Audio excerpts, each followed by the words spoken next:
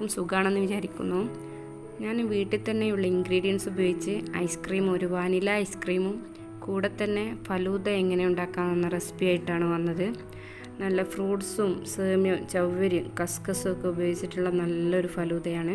അതുപോലെ തന്നെ മുട്ടയും മൈദയും ഒക്കെ ഉപയോഗിച്ചുള്ള ഒരു നല്ലൊരു വാനില ഐസ്ക്രീമാണ്. സിമ്പിളായിട്ടുള്ള റെസിപ്പിയാണ്. എല്ലാവർക്കും കുട്ടികൾക്കൊക്കെ നന്നായിട്ട് ഇഷ്ടപ്പെടും.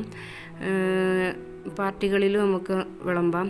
ഇനി നമുക്ക് ഇത് എങ്ങനെ ഉണ്ടാക്കുന്നത് നോക്കാം കേട്ടോ. അതിൻ്റെ മുന്നേ സബ്സ്ക്രൈബ് ചെയ്യാത്തവർ സബ്സ്ക്രൈബ് ചെയ്യുക. പിന്നെ അതിൻ്റെ കൂടെ തന്നെ അതിൻ്റെ ബെല്ലൈക്കണും അടിക്കാം. ആദ്യം നമുക്ക് വാനില ഐസ്ക്രീം ഉണ്ടാക്കാം. അതിനു വേണ്ടി ഒരു കോഴിമുട്ടയും 2 ടേബിൾ സ്പൂൺ മൈദയും 2 കപ്പ് പാലും പിന്നെ വാനില എസൻസും 1/4 കപ്പ് വിപ്പിംഗ് ക്രീം ഓപ്ഷണലാണ്. ആവശ്യമുണ്ടെങ്കിൽ ഇട്ടാൽ മതി. അതും കൂടി ഞാൻ ആഡ് ചെയ്തിട്ടുണ്ട്. അപ്പോൾ നമുക്ക് ഇങ്ങനെ ഉണ്ടാക്കുന്നത് നോക്കാം. നമുക്കൊരു ജാറെടുത്ത് അതിലേക്ക് ഒരു കോഴിമുട്ട പൊട്ടിച്ചൊഴിച്ച് അല്പം പാലും, അതിലേക്ക് അല്പം പാലും 2 ടേബിൾ സ്പൂണോളം പാലും ഒഴിച്ച് പിന്നെ ഒരു 2 ടേബിൾ സ്പൂൺ മൈദയും ഇട്ട് നന്നായിട്ടൊന്ന് അടിച്ചെടുക്കുക. മിക്സിയിലിട്ട് ഒന്ന് അടിച്ചെടുക്കുക. ഇനി ഇത് നന്നായിട്ട് ഞാൻ അടിച്ച് വെച്ചിട്ടുണ്ട്. ഇനി നമുക്ക് ഒരു പാൻ അടുപ്പിൽ വെച്ച് അതിലേക്ക് ഒരു 2 കപ്പ് പാൽ ഒഴിച്ച് കൊടുത്ത് അതൊന്ന് തിളയ്ക്കാൻ വെയിറ്റ് ചെയ്യാം.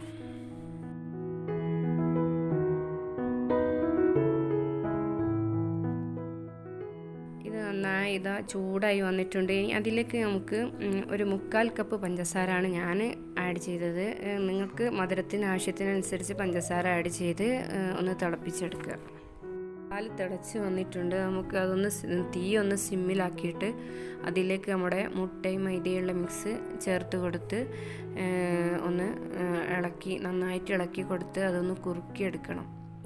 തീ ലോ ഫ്ലെയിമിലാക്കിയിടണം, അല്ലെങ്കിൽ അടി പിടിക്കും. നന്നായിട്ട് ഇതാ കുറുകി വന്നിട്ടുണ്ട്. ഇനി നമുക്ക് തീ ഓഫ് ചെയ്ത് തണുത്തതിന് ശേഷം മിക്സിൻ്റെ ജാറിലേക്ക് ആഡ് ചെയ്ത് അതിലേക്ക് ഒരു 1/4 കപ്പ് വിപ്പിംഗ് ക്രീമാണ് ഞാൻ എടുത്തത്. വിപ്പിംഗ് ക്രീമും പിന്നെ ഒരു 1/2 ടീസ്പൂൺ വാനില എസൻസും ആഡ് ചെയ്ത് നന്നായിട്ടൊന്ന് അടിച്ചെടുക്കുക. നന്നായിട്ട് ഞാൻ അടിച്ചെടുത്തിട്ടുണ്ട്. ഇനി അത് നമുക്കൊരു ട്രേയിലേക്ക് ഒഴിച്ച് കൊടുത്ത് ഒരു 6-8 മണിക്കൂർ എന്നെങ്കിലും ഫ്രിഡ്ജിൽ വെച്ച് സെറ്റ് ചെയ്യാൻ വെക്കണം. ഇനി നമുക്ക് ഒന്ന് സെറ്റ് ചെയ്യാൻ വെക്കാം. ഐസ്ക്രീം ഇവിടെ റെഡി ആയിട്ടുണ്ട്. ഇനി നമുക്ക് ഫലൂദ എങ്ങനെയാണ് ഉണ്ടാക്കുന്നത് നോക്കാം. അതിനു വേണ്ടി നമുക്കൊരു ക്രീം തയ്യാറാക്കണം. ഒരു പാൻ അടുപ്പിൽ വെച്ച് 1 കപ്പ് പാലും 1/4 കപ്പ് പാൽപ്പൊടിയും 1/2 കപ്പ് മിൽക്ക് മെയ്ഡും ചേർത്ത് നന്നായിട്ടൊന്ന് മിക്സ് ചെയ്തെടുക്കണം. ഹോം മെയ്ഡ് മിൽക്ക് മെയ്ഡാണ് കേട്ടോ അത്. ഞാനിവിടെ 2 കപ്പ് പാലും 1 കപ്പ് പഞ്ചസാരയും കൂടി ചേർത്ത് ചെറിയ തീയിൽ വറ്റിച്ചെടുത്ത മിൽക്ക് മെയ്ഡാണ്. ഇതൊന്ന് നന്നായിട്ടൊന്ന് ഇളക്കി ചൂടാക്കിയെടുക്കണം. പഞ്ചസാര ആഡ് ചെയ്യുന്നില്ല, മിൽക്ക് മെയ്ഡ് ഇടുന്നുണ്ട്. ഇനി നിങ്ങൾക്ക് വേണമെങ്കിൽ മിൽക്ക് മെയ്ഡ് കുറച്ചിട്ട് പഞ്ചസാര ആഡ് ചെയ്താലും മതി. ഇനി നമുക്ക് മെയിൻ ഇൻഗ്രീഡിയൻസ് ആയ നേന്ത്രപ്പഴം എടുത്തിട്ട് ഒരു നേന്ത്രപ്പഴമാണ് ഞാൻ എടുത്തത്. അതെടുത്തിട്ട് അത് ഒന്ന് മിക്സിയിൽ ഇട്ടിട്ട് ഒന്ന് ക്രഷ് ചെയ്തെടുക്കണം. അത് കൂടുതൽ അരയാൻ പാടില്ല. ഒന്ന് ക്രഷ് ചെയ്തിട്ട് ഇതിലേക്ക് ഈ പാൽ മിക്സിലേക്ക് ആഡ് ചെയ്ത് അത് കൂടുതൽ തിളയ്ക്കാൻ പാടില്ല. ഒന്ന് ജസ്റ്റ് ചൂടാക്കി എടുക്കണം. ചൂടാക്കി നമുക്ക് തീ ഓഫ് ചെയ്യാം. ഇതൊക്കെ നമുക്ക് ലോ ഫ്ലെയിമിൽ മാത്രമേ ചെയ്യാൻ പറ്റുള്ളൂ കേട്ടോ. ഇനി നമുക്ക് ഇത് ഒരു ബൗളിലേക്ക് ഒഴിച്ച് കൊടുക്കാം. എന്നിട്ടത് തണുക്കാൻ വെക്കണം.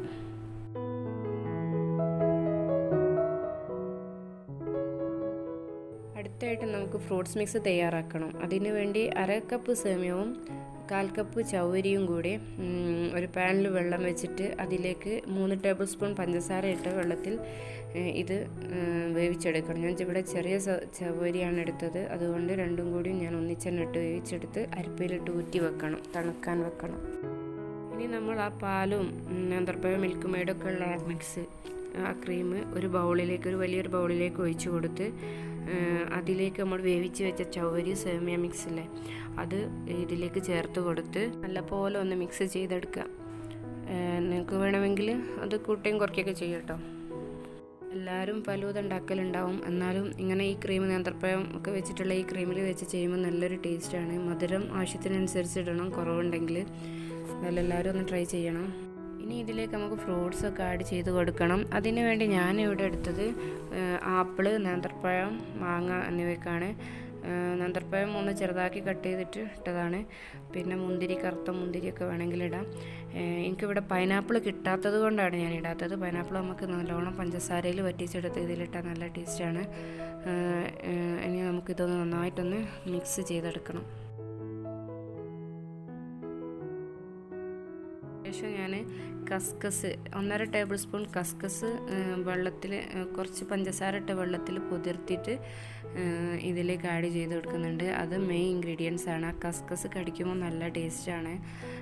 അത് ഇതിലേക്ക് ആഡ് ചെയ്ത് കൊടുത്ത് നന്നായിട്ട് ഇളക്കിയെടുക്കാം. അതൊക്കെ നിങ്ങളുടെ ആവശ്യത്തിനനുസരിച്ച് നിങ്ങൾ കൂട്ടുകയും കുറയ്ക്കുകയൊക്കെ ചെയ്യാം. ഇതിലേക്ക് നമുക്ക് ആവശ്യമുള്ളത് സ്ട്രോബെറി ക്രഷാണ്. അത് എനിക്ക് ഇവിടെ കിട്ടാത്തതുകൊണ്ട് ഞാൻ കുറച്ച് സ്ട്രോബെറി എസൻസ് ഇതിൽ ആഡ് ചെയ്തിട്ടുണ്ട്. അത് ആഡ് ചെയ്ത് നന്നായിട്ടൊന്ന് മിക്സ് ചെയ്യുക. കുറച്ച് ഇട്ടാൽ മതി കേട്ടോ, കൂടുതലാവരുത്. സ്ട്രോബെറി ക്രഷ് ഫലൂദൻ്റെ ഒരു മെയിൻ ഇൻഗ്രീഡിയൻസ് ആണല്ലോ. അപ്പോൾ അതെനിക്കിവിടെ കിട്ടാത്തത് കൊണ്ട് ഞാനിങ്ങനെ ചെയ്തത്.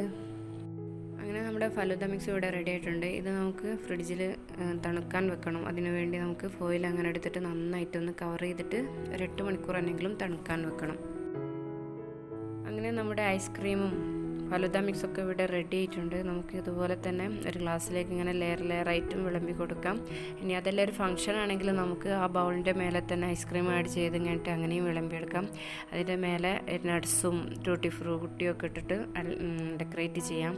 ഇനി നമുക്ക് വേണമെങ്കിൽ ഈ ഐസ്ക്രീമിൻ്റെ ഫ്ലേവർ മാറ്റണമെങ്കിൽ പിസ്ത എസൻസോ സ്ട്രോബെറി എസൻസോ ഒക്കെ ആഡ് ചെയ്ത് മാറ്റിയെടുക്കാം. ഞാൻ എല്ലാ രീതിയിലും ഉണ്ടാക്കലുണ്ട് കേട്ടോ. നല്ല ടേസ്റ്റാണ്. വെറുതെ പുറത്തുനിന്ന് വാങ്ങുന്ന കഴിക്കുന്നവർക്കും ഏറ്റവും നല്ല ഇതാണ്. എല്ലാവരും ട്രൈ ചെയ്യണം. നല്ല ടേസ്റ്റാണ്. പിന്നെ വീണ്ടും പറയുകയാണ്, എല്ലാവരും സബ്സ്ക്രൈബ് ചെയ്യാത്തവരൊക്കെ സബ്സ്ക്രൈബ് ചെയ്യുക. അതിൻ്റെ കൂടെ തന്നെ ആ ബെല്ലൈക്കണും അടിക്കാം. പിന്നെ എല്ലാവർക്കും ഇത് കാണുന്ന എല്ലാവർക്കും താങ്ക് യു.